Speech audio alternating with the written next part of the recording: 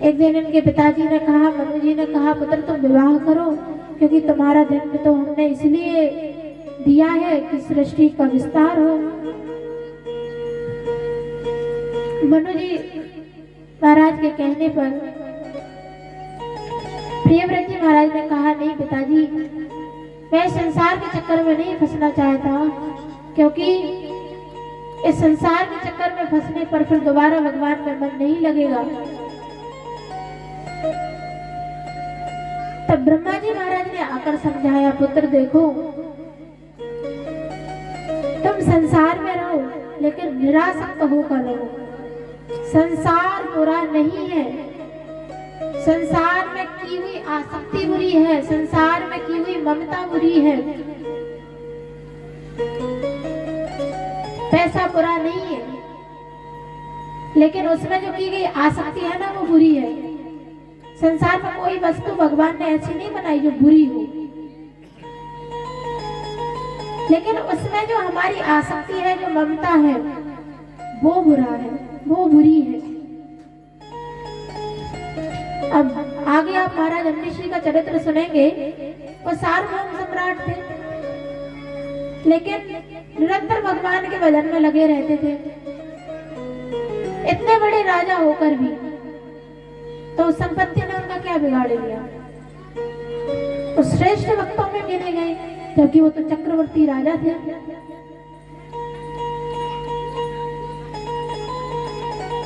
संसार में कोई वस्तु बुरी नहीं है।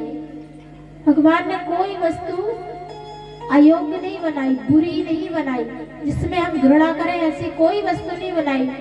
हमारा मन उसमें किस तरह लगा है, हम किस वस्तु को बुरी दृष्टि से देखते हैं, किस वस्तु को अच्छी दृष्टि देखते हैं, वो हमारी दृष्टि का दोष है, वो हमारे मन का दोष है। ब्रह्मा जी महाराज ने कहा, तुम साधु बनकर जंगल में चले गए और तुम्हारा मन पर नियंत्रण नहीं है, तो साधु बनकर भी भजन करने बैठोगे तो मन में वही संसार चलता रहेगा।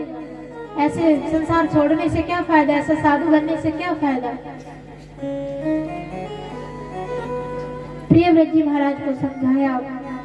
प्रियव्रत जी महाराज विवाह के लिए तैयार हो गए हैं और प्रियव्रत जी महाराज का विवाह हुआ और इनके ही पुत्र हुए हैं आग्नेत्र, और आग्नेत्र के 9 बेटे हुए,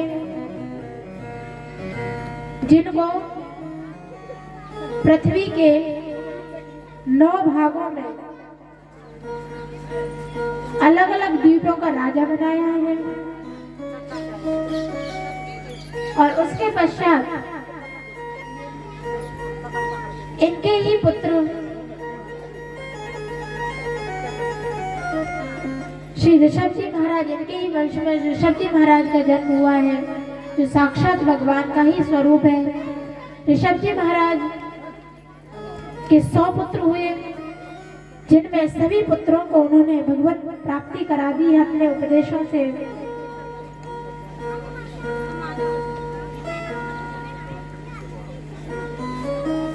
और उनके जो 100 पुत्र हुए, उनमें सबसे बड़ा चरित्र श्री भरत जी महाराज का भागवत जी में सुखदेव जी ने वर्णन किया है। भरत जी महाराज क्योंकि सभी 99 पुत्रों को अपने उपदेश से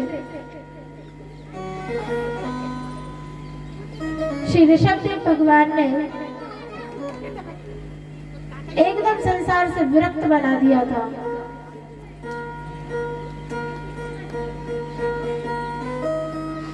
ऐसे ऐसे उपदेश ऋषभदेव जी किया करते थे। एक दिन सभी पुत्रों को 100 के 100 पुत्रों को बिठाकर बड़ा सुंदर उपदेश श्री ऋषभदेव जी महाराज करते हैं और अपने उपदेश में कहते हैं, नायम देहो देह भाजाम नृलोके कष्टान कामान अरहते विडभुजा में।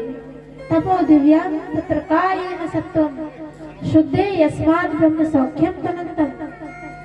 अरे पुत्रो, ये जो मनुष्य देह मिला है ना, नायम देहो देह भाजाम निर्लोके, ये जितने भी मनुष्य देहधारी जीव हैं, ये शरीर इसलिए नहीं मिला कि आप ये कष्ट रूपी भोगों को भोगे और उसके बाद नरक में जाए, इसलिए नहीं मिला है।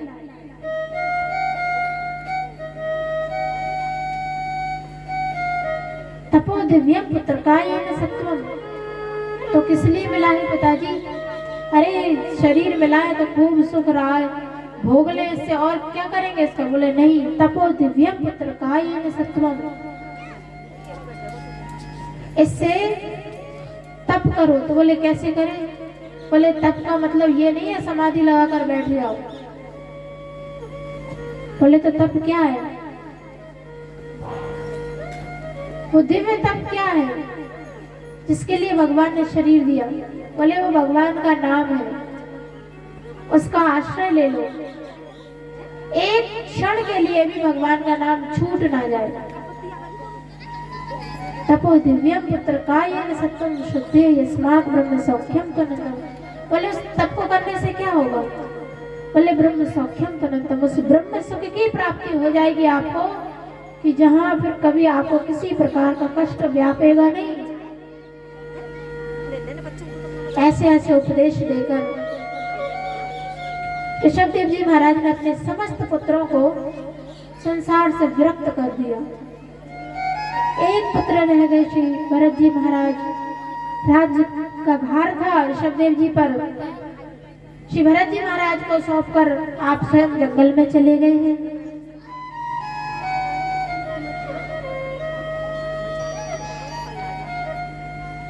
भरत जी महाराज का बड़ा सुंदर चरित्र लिखा है। सुखदेव जी महाराज कहते हैं, भरत जी महाराज ने अपनी युवा अवस्था में ही राज्य सुख का त्याग कर दिया। बोले क्यों त्याग क्यों कर दिया? क्या उनको सुख नहीं मिलता था? बोले नहीं, समस्त प्रकार के सुख थे, लेकिन जो सच्चा सुख था ना वो नहीं था। वो क्या है? वो भगवान का भजन है। भगवान के भजन के लिए उन्होंने राज्य को छोड़ दिया। बोले कब छोड़ा? जहो युवे में मलमत उत्तम श्लोक लालसा, भरी जवानी में उन्होंने छोड़ दिया। बुढ़ापे में तो वैसे ही बच्चे डंडा मार के घर से बाहर निकाल देते हैं, तो उसको छोड़ना छोड़ना थोड़ी कहते हैं। अब घर से निकाल दिया तो अब कहाँ किसी आश्रम में रहेंगे, अब वहां क्या करें? पड़े पड़े तो माला फेरते रहेंगे, तो उसको छोड़ना नहीं कहते। तो बोले छोड़ना किसको कहते हैं? बोले छोड़ना उसको कहते हैं कि आपको सारी सुख सुविधाएं प्राप्त हो रही हो, फिर भी आप उसको छोड़ दें।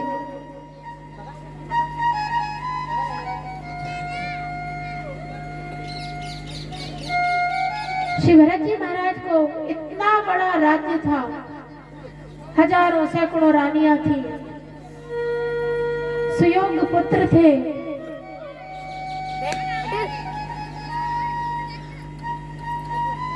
कैसे पुत्र थे, कैसी स्त्रियां थी, कैसा राज्य था? बोले हृदय स्पर्शा, जो हृदय को एकदम छूने वाला था, मन एकदम उसी में रमा रहे, ऐसा इतना सुंदर परिवार था, इतना सुंदर राज्य था, इतनी सुंदर प्रजा थी। लेकिन जहो युवे में मलमत उत्तम श्लोक लालसा, उसको कैसे छोड़ा? ऐसे नहीं कि भाई बार बार फिर उसी राज्य की याद आ रही हो। छोड़ तो आए हैं घर, लेकिन माँ कैसी है, पिताजी कैसे हैं, हर समय पता करते रहते हैं, मन उन्हीं में लगा रहता है। भगवान तो घर में रहते थे तब तो थोड़ी बहुत भगवान की याद आ जाती थी, अब घर छोड़ दिया तो अब तो बिल्कुल अपने परिवार की ही याद आती है। बोले ऐसे नहीं, बोले ऐसे छोड़ा मलमत। कोई मल त्याग करके फिर ये नहीं देखता कि उसको वो कैसे है, उसको किसी ने संभाल के रखा कि नहीं, उसको किसने खा लिया। कोई देखता है अपने मल को त्याग कर पीछे की वो कैसे है? 2-4 दिन बाद देखने जाते होंगे वो कैसे पड़ा है। जैसे हम मल त्याग करने के पश्चात उसको देखते नहीं है। उसी प्रकार भरत जी महाराज ने उस राज्य का त्याग किया। एक बार त्याग दिया, फिर पुनः मुड़कर नहीं देखा कि राज्य का क्या हाल चाल है।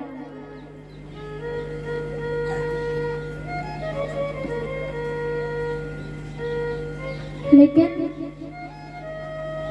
राज्य छोड़ने के पश्चात भी एक दिन भरत जी महाराज जंगल में बैठकर तब भजन कर रहे थे। एक बड़ा विलक्षण दृश्य देखते हैं। एक मृगी पानी पीने गई।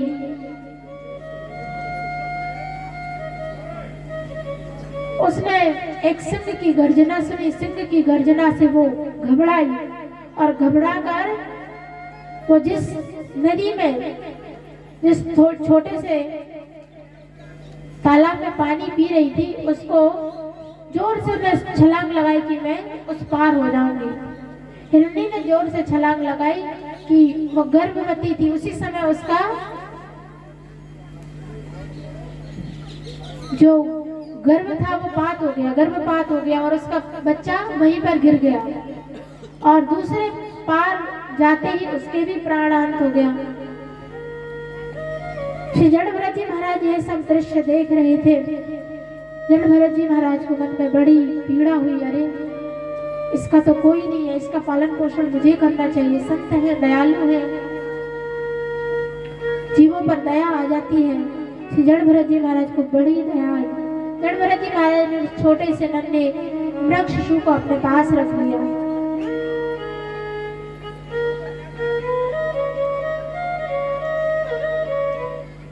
वृक्ष को अपने पास रख लिया। अब दिन भर उसका पालन पोषण करते, कहां से उसको चारा लेकर आते,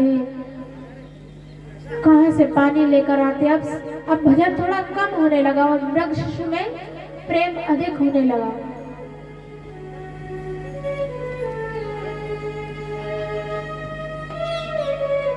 अब तो धीरे धीरे वृक्ष बड़ा होने लगा है। जड़ भरत जी महाराज हर समय उसका ध्यान रखते, कहाँ चला गया, किसके साथ है। एक दिन कुछ हिरणियों के झुंड में, समूह में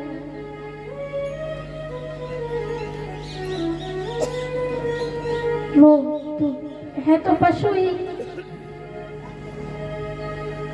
अब वो झुंड में चला गया। इधर जड़ भरत जी महाराज एकदम व्याकुल हो गए, कहाँ गया, इधर उधर ढूंढने लगे और उस मृग की स्मृति में ही उनके प्राणों का अंत हो गया। प्राणांत होने के पश्चात, क्योंकि अंते यहाँ मति साह गति, अंत में जहाँ बुद्धि रहेगी, जहाँ मन रहेगा आपका, उसी गति को आप प्राप्त होंगे।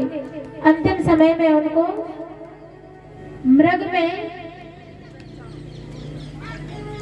उनका मृग में प्रेम था, मन था, इसलिए अगले जन्म में उनको मृग योनि प्राप्त हुई। और मृग योनि प्राप्त होने के बाद भी उनकी भक्ति का नाश नहीं हुआ। भक्ति अमोघ है, भक्ति किसी भी काल में नष्ट नहीं हो सकती। अगर आप अपने जीवन में एक नाम भी ले रहे हैं ना, तो वो भी आपको काम में आएगा। संसार की कोई चीज काम में आए ना आए, लेकिन भगवान की की हुई भक्ति कभी भी नष्ट नहीं हो सकती। आपको किसी ना किसी जन्म में अवश्य फल देगी। भगवान की भक्ति अमोघ है।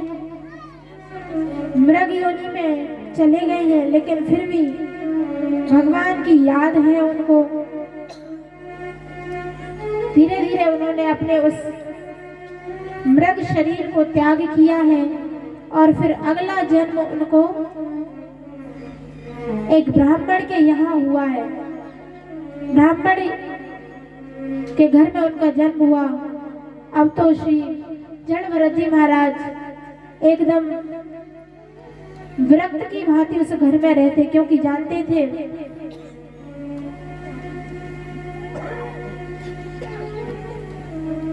कि एक जन्म में राज्य छोड़ा, इतना बड़ा राज्य छोड़ने के पश्चात एक छोटे से मृग में आसक्ति कर ली और उस आसक्ति के कारण आज मेरे को तीसरा जन्म लेना पड़ रहा है। तो संसार से एकदम विरक्त रहते। पिताजी खूब पढ़ाते। पिताजी के 3-4 बालक और थे, उनको खूब पढ़ाया उन्होंने, पढ़ा लिखा कर शादी विवाह करा दिया। लेकिन जड़ भरत जी महाराज की स्थिति एकदम पागलों जैसी है। संसार में चतुर बनोगे ना उतने ज्यादा फंसोगे, और संसार में पागल बन के रहोगे उतने ही ज्यादा भगवान के यहाँ होशियार बने रहोगे। एकदम पागलों जैसी हरकतें करते। पिताजी खूब पढ़ाते, गायत्री मंत्र याद कराया। उस गायत्री मंत्र को भी उन्होंने याद नहीं किया। पिता का देहावसान हो गया, पिता की मृत्यु हो गई। अब घर के भाई भाभी कब किसके हुए, उन्होंने घर से निकाल दिया। अरे निठल्ला पड़ा रहता है, काम काज कुछ करता नहीं है, खाता है पीता है, इतना स्थूल शरीर बना लिया, इतना मोटा ताजा है, फिर भी कोई काम नहीं करता। संसार की यही रीति है। आप किसी काम के नहीं हो ना तो आपको घर से भी निकाल दिया जाएगा। और भगवान के यहाँ उल्टी रीति है। आप जब किसी काम के नहीं रहोगे ना तो भगवान आपको हृदय में बसा लेंगे। जो किसी काम के नहीं होते ना वो भगवान के काम के हो जाते हैं। घर से निकाल दिया जड़ भरत जी महाराज को। असंख्य महापुरुष है, ऐसा नहीं है कि उनको कुछ आता जाता नहीं है। प्राण भये मोहि पिता पढ़ावा, समझो सुनो गुनो नहीं भावा। पिताजी पढ़ाते हैं, सब समझते हैं, ऐसा नहीं कुछ समझते नहीं है, पागल थोड़ी है, लेकिन पागलों जैसी हरकत करते हैं जिससे अगर मैं समझदार बनूंगा तो विवाह कर देंगे मेरा, फिर संसार में फंस जाऊंगा। जिस संसार को छोड़कर, इतने बड़े राज्य वैभव को छोड़कर गया था, पुनः फिर उसी में फंस जाऊंगा।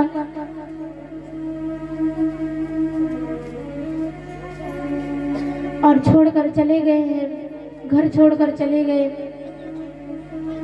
जंगल में रहते हैं। एक दिन राजा रहुगढ़, एक दिन एक डाकू एक मनुष्य की बलि के लिए अपने मंत्रियों को भेजता है। तो जंगल में पड़े बड़े मोटे ताजे थे श्री जड़ भरत जी महाराज, क्योंकि संतों को किसी चीज की परवाह थोड़ी होती है। संसार के लोग ही चिंता में ग्रस्त होकर निरंतर उसी में लगे रहते हैं। वो तो निश्चिंत होते हैं, फक्कड़ संत होते हैं। इसलिए कहा आशिकों के ये बते तन लटे कपड़े फटे। जो प्रेमी होते हैं ना भगवान के, उनके तन लटे कपड़े फटे। ऐसे संत श्री जड़ भरत जी महाराज हैं। उस डाकू को देवी पर बलि चढ़ानी थी, तो उसके जो और डाकू थे वो ढूंढने गए किसी मनुष्य को, कोई नहीं मिला। जड़ भरत जी महाराज में लगे। जड़ भरत जी महाराज मिल गए, पकड़ कर लेकर आए, देवी के मंदिर में बिठा दिया, खूब अच्छे से नहलाया धुलाया, सुंदर स्वच्छ वस्त्र पहनाए, तिलक किया, सुगंधित इत्र लगाया, क्योंकि बलि चढ़ानी है।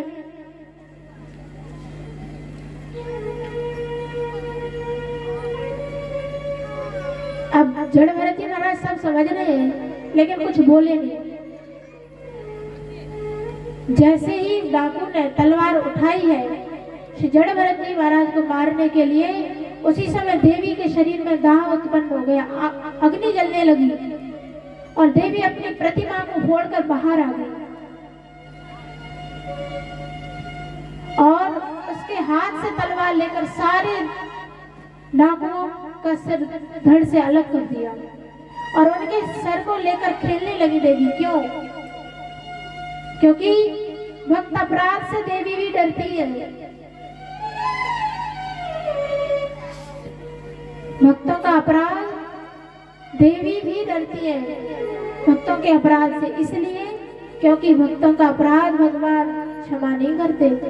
अपना अपराध, भगवान का अपराध कर दो वो क्षमा कर देंगे, लेकिन यदि भक्तों का अपराध कर दिया ना तो भगवान आपको छोड़ेंगे नहीं। देवी एकदम डर गई और डर से उनके शरीर में दाह उत्पन्न हुआ और तलवार लेकर सारे दुष्टों को मार दिया। ऐसे श्रेष्ठ महापुरुष हैं जड़ भरत जी महाराज, जिनको एकमात्र श्री ठाकुर जी का ही आश्रय है और किसी का आश्रय नहीं है।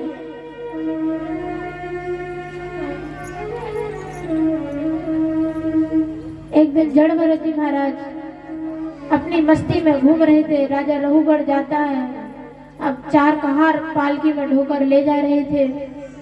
जंगल के बीच में एक कहार बीमार हो जाता है। राजा ने कहा जाओ किसी को ढूंढ कर लाओ। तो गए तो देखा मोटे ताजी जड़ भरत जी महाराज पड़े हैं, पकड़ लाए, चल राजा की पालकी ढोना है। जड़ भरत जी महाराज को लगा दिया पालकी ढोने में। ऐसे संत होते हैं कहाँ, तो देखो इतने बड़े भक्त की देवी अपनी प्रतिमा फोड़कर उनके लिए आ गई, और कहाँ यहाँ उनसे कहार पालकी डुबा रहे हैं। लेकिन संतों को मान सम्मान की अपेक्षा ही नहीं होती है। वो चाहते नहीं कोई हमारा सम्मान करे या हमारा अपमान करे, उनके लिए तो दोनों बराबर हैं।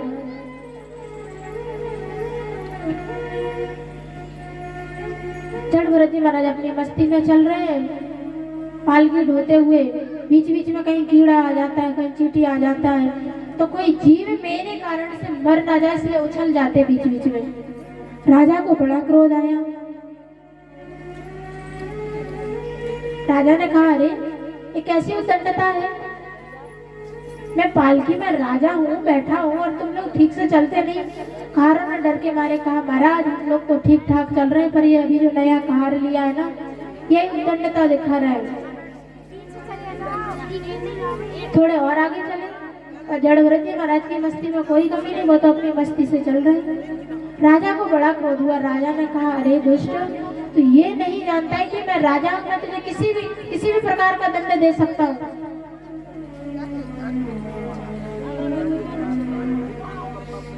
और बड़े व्यंग्य वचन श्री जड़ भरत जी महाराज से राजा रघुगढ़ ने कहे हैं।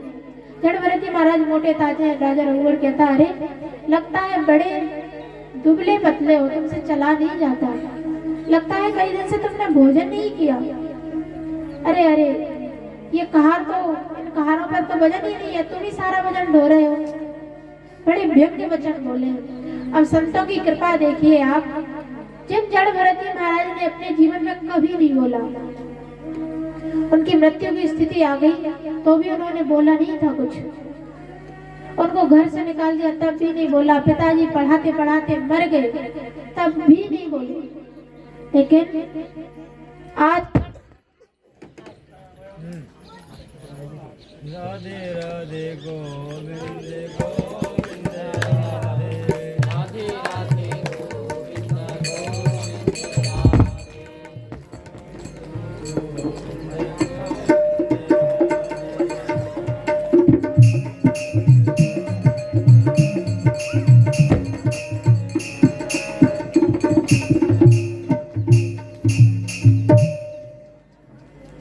लेकिन आज जड़ भरत जी महाराज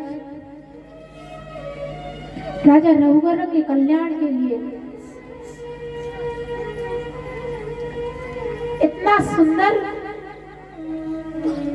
उपदेश जड़ भरत जी महाराज ने दिया है राजा रघुगढ़ को। राजा रघुगढ़ को पालकी से उतारा और बोला अरे तुम क्या समझते हो, तुम राजा हो, क्या है तुम्हें राजा योग्य क्या है। अरे आज तुम राजा हो, किसी दूसरे को पगड़ी दे दी, राज्य सिंहासन दे दिया, वो दूसरा राजा बन जाएगा, तो तुम्हें क्या विशेषता है। अच्छा एक बात बताओ, तुम राजा हो ठीक है मान लिया, तो तुम्हारा शरीर क्या सोने का है और हमारा मिट्टी का है। जिस मिट्टी का शरीर तुम्हारा है उसी मिट्टी का शरीर मेरा है, फिर तुम अभिमान किस बात पर करते हो। राजा रघुगढ़ के नेत्र खुल गए। उनका अरे ये कोई साधारण व्यक्ति नहीं है, ये तो कोई महापुरुष है।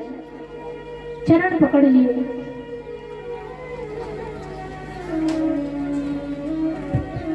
आप कृपा करें, आप अपना परिचय दें, आप हैं कौन?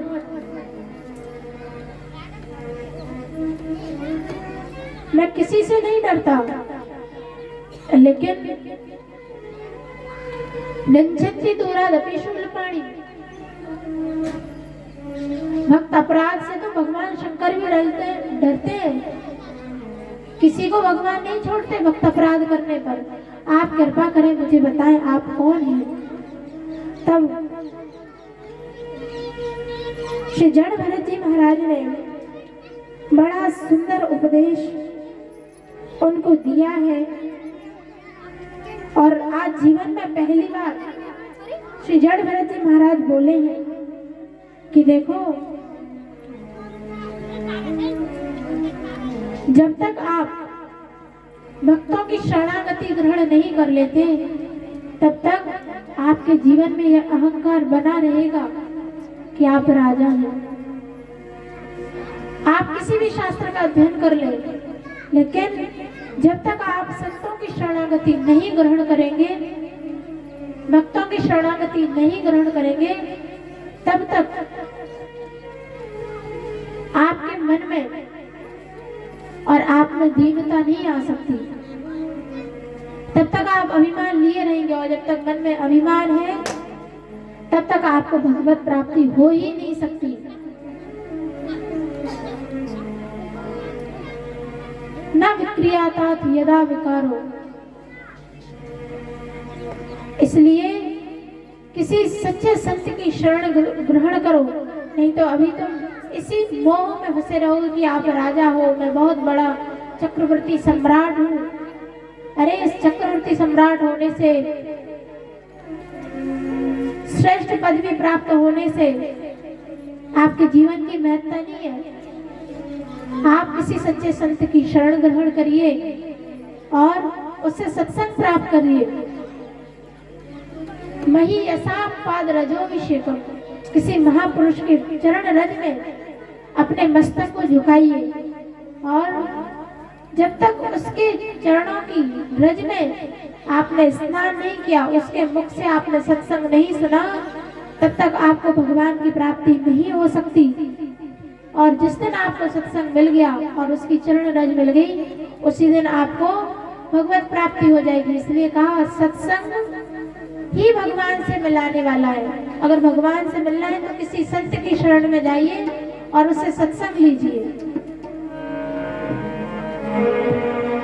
सागर से मिलने का सत्संग ही बहाना है, सत्संग ही बहाना है, सागर से मिलने का सत्संग ही बहाना है, सागर से मिलने का सत्संग ही बहाना है। दुनिया वाले क्या जाने मेरा रिश्ता पुराना है, दुनिया वाले क्या जाने मेरा रिश्ता पुराना है।